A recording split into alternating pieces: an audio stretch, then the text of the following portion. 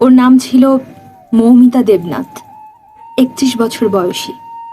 কি মিষ্টি দেখতে, চোখগুলোতে কত স্বপ্ন, ভবিষ্যতের স্বপ্ন। ডাক্তারি পড়ছিল।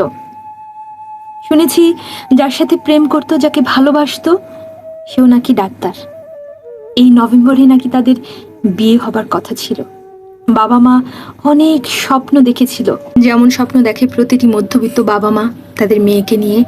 সুন্দর একটা ভবিষ্যতের স্বপ্ন, সুন্দর একটা সুখী পরিবারের স্বপ্ন। কিন্তু মৌমিতার বাবা মার স্বপ্ন ভেঙে গেল। যদ্দূর শুনেছি, ঘটনার দিন রাতের বেলা মৌমিতার ডিউটি ছিল। রাত 3টার সময় মৌমিতার একটা ব্রেক ছিল। সেই ব্রেকে বসে খেলা দেখছিল তার বন্ধুর সাথে হসপিটালের ভেতরে। তারপরেই ঘটে যায় সেই বীভৎস ঘটনা। মৌমিতার মেডিকেল রিপোর্টটা পুরো ফেসবুকে ভাসছিল।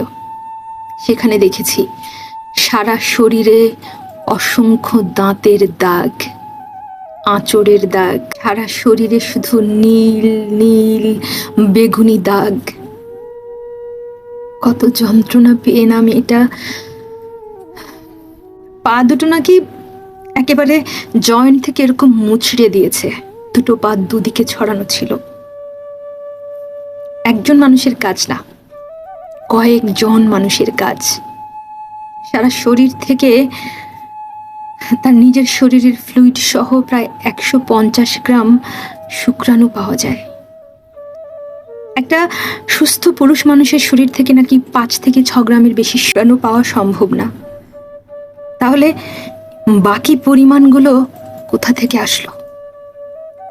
কি অকথ্য নির্যাতন হয়েছিল তার সাথে, না জানি কত কাতরানো কাতরেছে।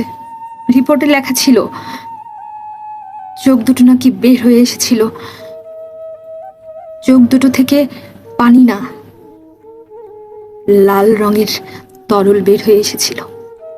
এক্সপার্টরা বলেছে 30 সেকেন্ডের বেশি কারো গলায় যদি এভাবে চাপ লাগে, তবেই তার চোখ দিয়ে এভাবে।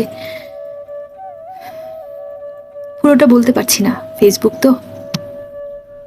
আমার শুধু মাথায় একটা জিনিসই আসছে, কতটা অসহায় লেগেছিল তার ওই সময়, কতটা ভয় লেগেছিল, কতটা ঘেন্না লেগেছিল, কিভাবে আর্তনাদ করছিল, কাকে যেন মনে করছি।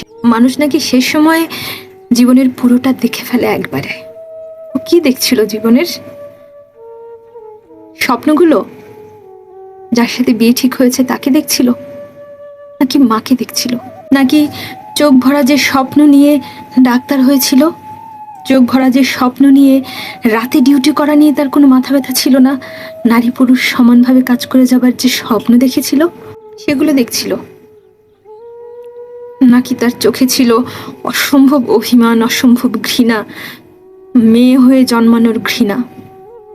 এই দেশে মেয়ে হয়ে জন্মানোই তো আজন্ম পাপ। তা বেশ তো, তোমরা আমাদেরকে গর্ভেই ভ্রূণ অবস্থায় কেন শেষ করে দাও না? এই পৃথিবীতে আনো কেন, আসতে দাও কেন, পৃথিবীর আলো বাতাস কেন উপভোগ করতে দাও কেন, স্বপ্ন দেখাও।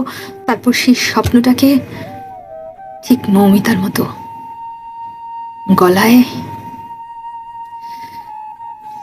এদেশের নারীর কোনো প্রয়োজন নেই, তোমরা পুরুষরাই থাকো।